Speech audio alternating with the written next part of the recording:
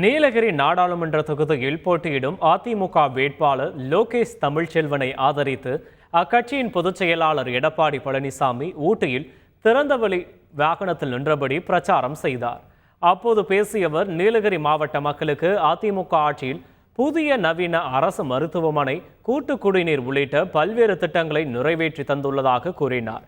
திமுக ஆட்சிக்கு வந்த பிறகு புதிய திட்டங்கள் ஏதாவது நீலகிரி மாவட்டத்திற்கு கொண்டு வரப்பட்டுள்ளதா என்று எடப்பாடி பழனிசாமி கேள்வி எழுப்பினார்.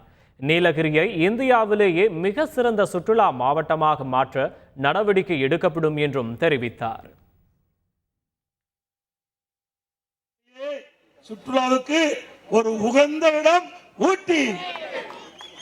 இன்றைக்கு ஊட்டி என்று சொன்னால் தமிழ்நாடு மட்டுமல்ல, இந்தியாவிலே எந்த மூலையிலே சுற்றுலா பயணிகளை கேட்டாலும் ஊட்டி ஒரு அழகான பகுதி.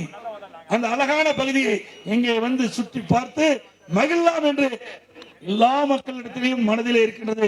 அப்படி சுற்றுலா வந்து செல்லக்கூடிய சுற்றுலா பயணிகளுக்கு கூடுதல் வசதியை கொடுத்து இந்த பகுதி மக்களுக்கு கூடுதல் வருமானத்தை ஏற்படுத்தி கொடுக்க அதிமுக அரசு மலனுடன் செயல்படுத்தும்.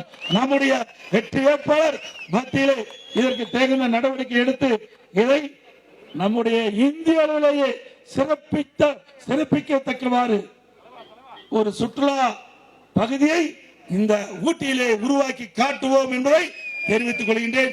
நீலகிரி மாவட்டத்தில் பல பகுதியில் சுற்றுலா பகுதி இருக்கின்றது.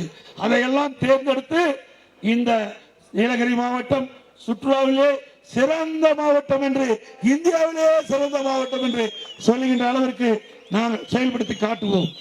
இதேபோல் நீலகிரி தொகுதி அதிமுக வேட்பாளர் லோகேஷ் தமிழ்ச்செல்வனை ஆதரித்து ஊட்டி ஏடிசி பகுதியில் எடப்பாடி பழனிசாமி பிரச்சாரம் மேற்கொண்டார். அப்போது பேசிய அவர், நீலகிரி மாவட்டத்தில் அதிமுக ஆட்சியில் புதிய தேயிலை பூங்கா அமைக்கப்பட்டுள்ளதாக கூறினார்.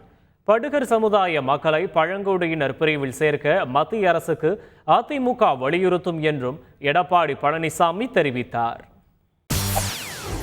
செய்திகளை உடனுக்குடன் தெரிந்து கொள்ள உடனே சப்ஸ்கிரைப் பண்ணுங்க.